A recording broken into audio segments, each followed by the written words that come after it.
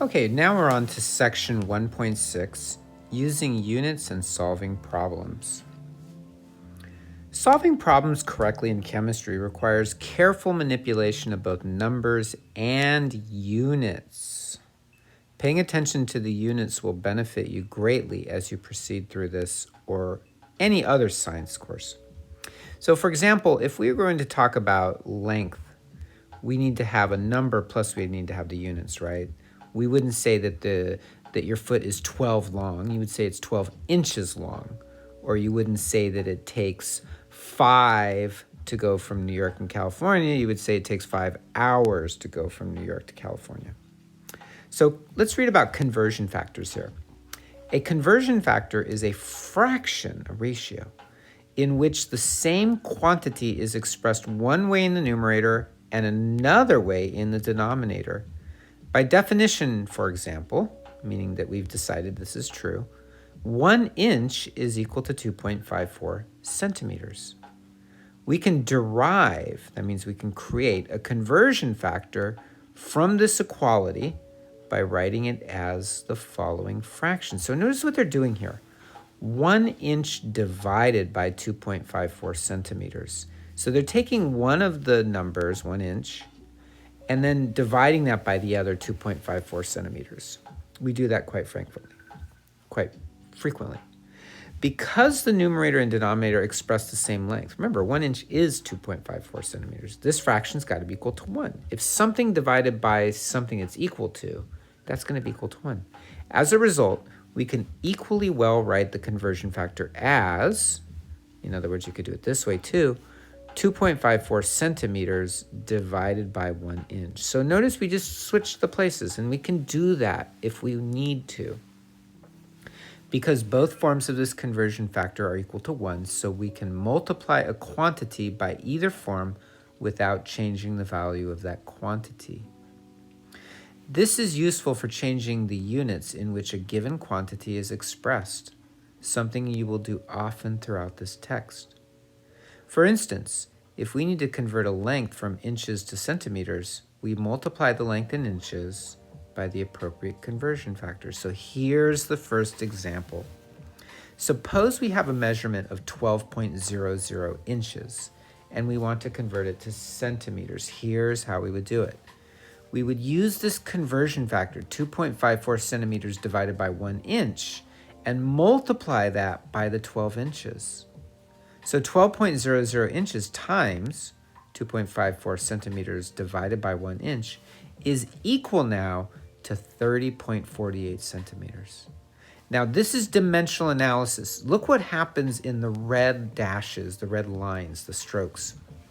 Inches divided by inches. Well, what's something divided by itself?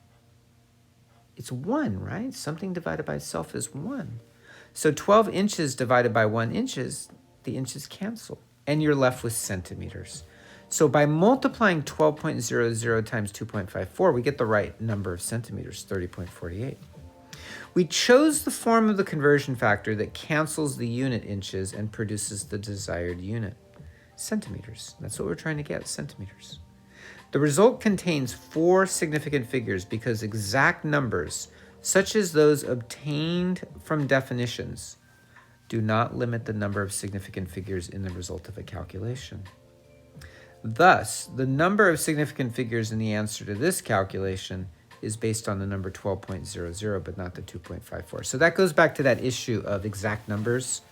Because the inch is defined as 2.54 centimeters, that's exactly what an inch is, exactly 2.54 centimeters. We ignore the 3 sig figs in that measurement and just use the sig figs in the 12.00. 12.00 is the measurement. So it has 4 sig figs. So the answer will also have 4 sig figs for multiplication division. Okay, here's a little aside. Frequently asked questions. How can I enhance my chances of success in chemistry class? Well, it comes down to this. Success in a chemistry class depends largely on problem-solving ability, and you're going to see that in this course. You are not going to be getting good grades based on definitions or explaining what you think about things. It's all going to come from, can you solve the problem? The sample problems throughout this text are designed to help you develop problem-solving skills. Each is divided into 4 steps: strategy, setup, solution, and think about it. So this is what I'm going to recommend for you. Get a spiral notebook if you haven't already got one, or a composition book. Get something like that and do the problems in an organized manner on those sheets of paper. Write the question down fully. Write the number it's on. Write the page number that it's on. And then show your solution to it and work through it in an organized fashion. If you do that, and then you're having difficulties with that problem, you don't know why you're not getting the right answer or something like that, you can text me a picture of it. And then I'll take a look and see if I can find your mistake and give you some feedback on that. So do that. It's a good way to organize your success in any science course, particularly the physical sciences like chemistry and physics or geology, if you're going to go on and take those sorts of courses. It's important. It will also help you in terms of your organization skills in life. Strategy. So this is what the textbook author says. They've got this sort of like 4-point discussion here. Strategy. Read the problem carefully. Read it slowly, okay? Determine what's being asked for and what information is provided. So figure out what they're asking for and then figure out what they're giving you. The strategy step is where you should think about what skills are required and lay out a plan for solving the problem. Give some thought to what you expect the result to be. If you're asked to determine the number of atoms in a sample of matter, for example, you should expect the answer to be a whole number. Determine what, if any, units should be associated with the result. When possible, make a ballpark estimate of the magnitude of the correct result and make a note of your estimate. Setup. Next, gather the information necessary to solve the problem. Some of the information will have been given in the problem itself. Other information, such as equations, constants, and tabulated data, including atomic masses, should also be brought together in this step. Write down and label clearly all the information you will use to solve the problem. Be sure to write appropriate units with each piece of information. So make sure you have a periodic table nearby, right? So print one out if you can, get a copy of it, have it around you. It's fine to write on it, but just have it. You need that. The periodic table is essential. Solution. Using the necessary equations, constants, and other information, calculate the answer to the problem. So in other words, do the problem, right? You're actually going to do the calculations. Pay particular attention to the units associated with each number, tracking and canceling units carefully throughout the calculation. In the event that multiple calculations are required, label any intermediate results, but don't round the necessary number of sig figs until the final calculation. Always carry at least one extra sig fig in intermediate calculations. Make sure that the final answer has the correct number of sig figs. You get that? So the idea there is that you're going to track units and you're not going to fully round it if you have multiple steps. If you have a second step and a third step, keep one extra sig fig and then round it to the number of sig figs you need at the end. Think about it. Consider your calculated result and ask yourself whether or not it makes sense. Compare the units and the magnitude of your result to the ballpark estimate from the strategy step. This can be hard because you may not know what the ballpark figure should be, but you can practice it. If your result does not have the appropriate units, or if its magnitude or sign is not reasonable, check your solution for possible errors. A very important part of problem solving is being able to judge whether the answer is reasonable. It is relatively easy to spot a wrong sign or incorrect units, but you should also develop a sense of magnitude and be able to tell when an answer is either way too big or way too small. For example, if a problem asks how many molecules are in a sample, and you calculate the number that is less than 1, you should know that it cannot be correct, right?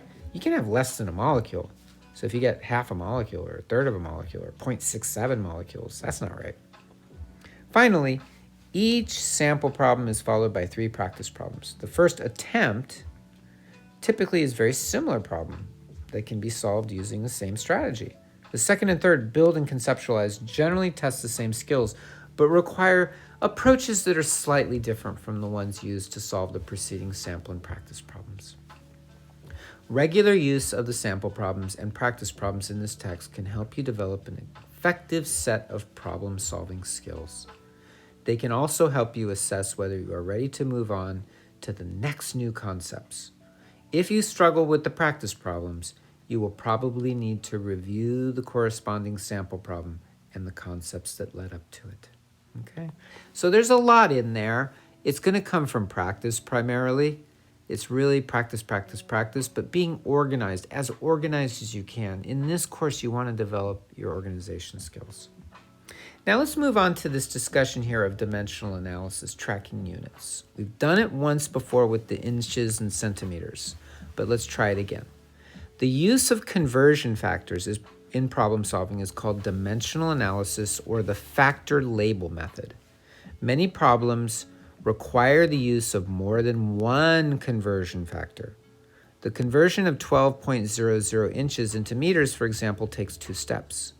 One to convert it to centimeters, which we've already demonstrated, and one to convert centimeters to meters. The additional conversion factor required is derived from the equality. 1 meter is 100 centimeters, so there's a conversion factor. 1 meter equals 100 centimeters, and is expressed as either 100 centimeters divided by 1 meter or 1 meter divided by 100 centimeters. Remember, we talked about that earlier. You can write it either way. The one you're going to use is the one that's most useful for you. We must choose the conversion factor that will introduce the unit meter and cancel the unit centimeter, i.e. the one on the right. We can set up a problem of this type as the following series of unit conversions so that it is unnecessary to calculate an intermediate step answer at each step. So what they're doing here is what's called a chain. They're showing all the steps individually together. Not individually, I'm sorry. They're showing them together as opposed to individually. This can be useful, but it can also be difficult. So if you want to do individual steps, that's fine too. So take a look at the way they did this. We're going from inches to meters. And one way to analyze what they just did there, look on the left at the first units, inches, and then look all the way to the right at the end. It's meters, right? Inches and meters. So they did some kind of conversion to go from inches to meters. Well, they used the 2 conversion factors. The first one was 2.54 centimeters divided by an inch. And then they used the second one, 1 meter divided by 100 centimeters. And look what happens. Inches over inches cancel. Centimeters over centimeters cancel, and you're left with meters. So this is 2 conversion factors to go from inches to meters. You'll need to do that in this course and in the future courses that you take in chemistry.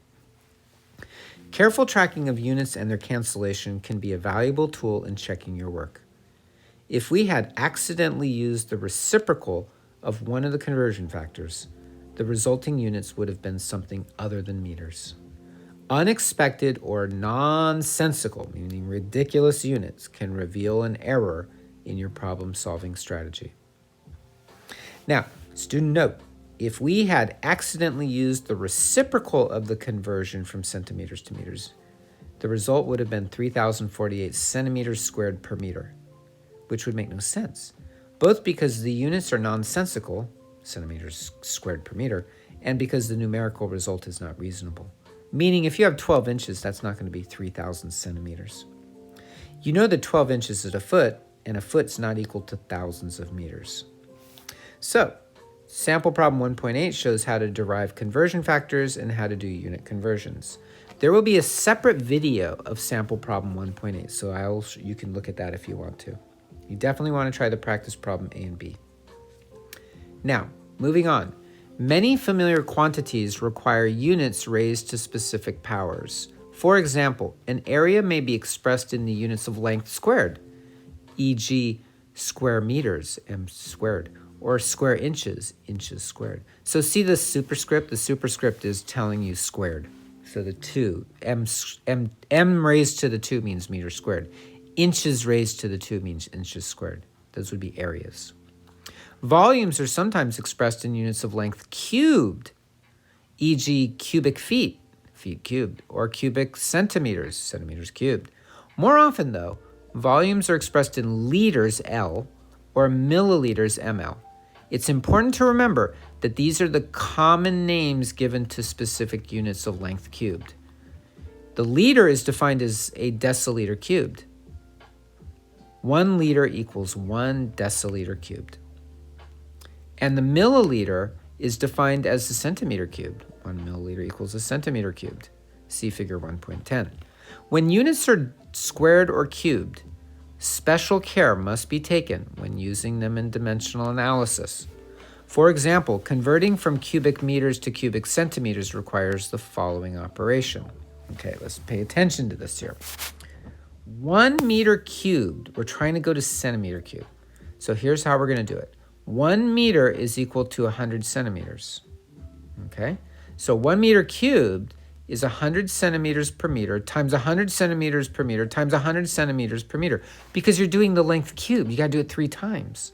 So we have to multiply it by the length, the height, and the width. So we're multiplying it 3 times.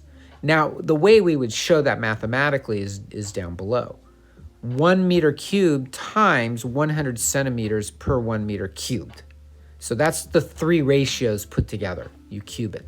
Remember, if you're multiplying by 2 times 2 times 2, that's the same as multiplying by 2 raised to the 3rd power. This would equal 1.00 times 10 to the 6 centimeters cubed. Now, how did the units work out there? We had meters cubed. We're multiplying by centimeters over meters, so one of the meters is gone. We're multiplying again by centimeters over meters, so a second meter is gone. And we're multiplying by a centimeter over a meter, so the 3rd meter is gone. So all the meters are gone, meters cubed, but now we have centimeters cubed.